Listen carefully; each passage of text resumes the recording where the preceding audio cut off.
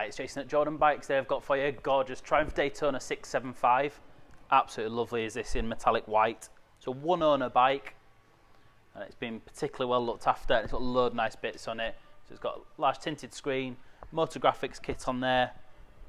It's got some billet reservoir tops and Moto Grafix carries on down the fairing there. Arrow pipe on there, and it's got the decat on there as well, so it does sound particularly good. It's an ABS model, and the Moto Grafix continues over the back. So it's one owner with a full documented Triumph history. It's a 2016 on a 16 plate, and as you can see there, 10,241 miles with a full documented history. Just had a brand new pair of tyres on it, so it's ready to go, and we'll give it a start.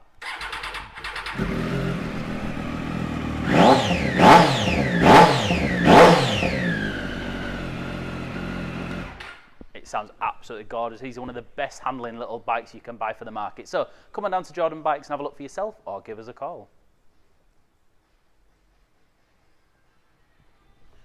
Hi, I'm Nick and thank you for watching the video. Just to let you know, the bike you've just seen will go through our workshop with a fine-tooth comb, and we will put a 3-month parts and labour warranty on it.